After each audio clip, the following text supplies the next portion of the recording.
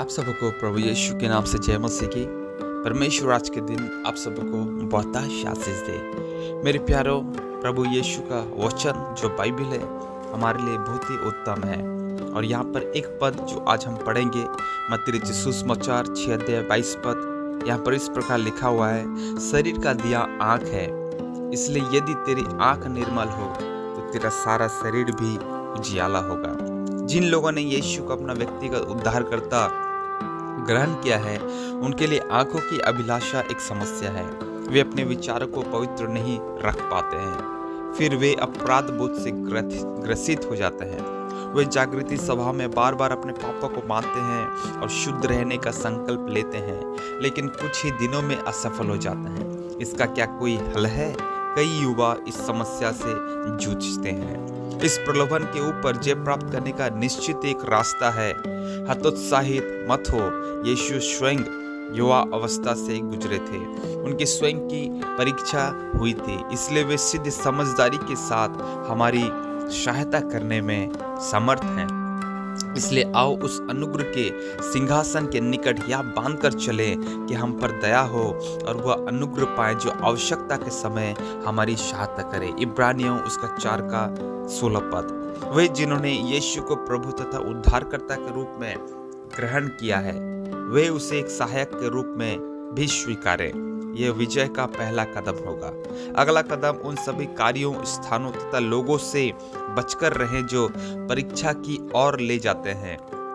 जब पवित्र शास्त्र अन्य दूसरे पापों के विषय में कहता है तो उनका सामना करने की आज्ञा देता है, लेकिन जब शारीरिक अभिलाषा के विषय में बोलता है तब वहां से भाग जाने की आज्ञा देता है। ऐसा क्यों? क्योंकि कोई भी कामुकता से लड़कर विजय नहीं हो सका। ये आग के समान है। क्या कोई व्यक्ति अपनी छाती पर आग रखे और उसके कपड़े ना जले? इसका अर्थ यह नहीं कि हम सड़क पर आंख मूंद कर चले। आप पहली निगाह को टाल नहीं सकते हैं, यह पाप नहीं है, लेकिन दूसरे को तो रोक सकते हैं। अपनी आंखें प्रभु को समर्पित कर दीजिए और प्रण करिए कि जो वर्जित है उससे लालसा भरी निगाह से ना देखे। ऐसे ही निर्णय ले जैसा अय्यूब ने लिया था। हम अपने सिर के ऊपर उकाबों को उड़ने से रोक नहीं सकते हैं, लेकिन निश्चित रूप से अपने सिरों के ऊपर उन्हें घोंसला बनाने से रोक सकते हैं। कभी आलसी ना बने। खाली दिमाग शैतान का घर होता है।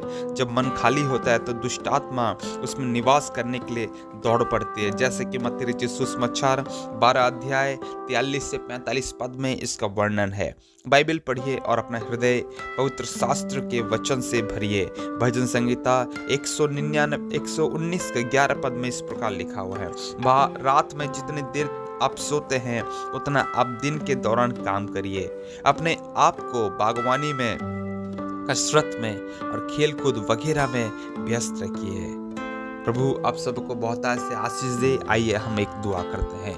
दयालु प्रभु, हम प्रार्थना करते हैं जितने भाई बहन प्रभु जी आज इस समस्या से ग्रसित हैं, उनकी आंखों की अभिलाषा के द्वारा बड़े बड़े पाप हो जाते हैं। उनके जीवन में बहुत सारे निर्णय ले तो रहे हैं, लेकिन उसमें सिद्ध नहीं हो पा रहे, स्थिर नहीं हो पा रहे। पिता, मैं प्रार्थना करता हूँ यीशु के नाम में उनको सामर्थ्य दे कि वो प्रभु जी हर एक प्रकार की अभिलाषा से भागने पाए, जो जहाँ उनको दरकार होता है। प्रभु आप उनको विजय संतान बनाइए, उनके हृदय के अंदर में सामर्थ्य दीजिए, उनको प्रभु जी सारी बातों को अपने पैरों तले कुचलने के लिए अनुग्रह दे। तू महान हुआ, तू जयवंत हुआ, तू प्रभु जी अद्भुत कार्य हमारे लिए करता है। हम धन्यवाद करते हैं। प्रार्थना सुना, धन्यवाद यीशु के नाम से मांगते हैं, आमीन। परमेश्वर आप सबको बहुत से आशीष दे। God bless you.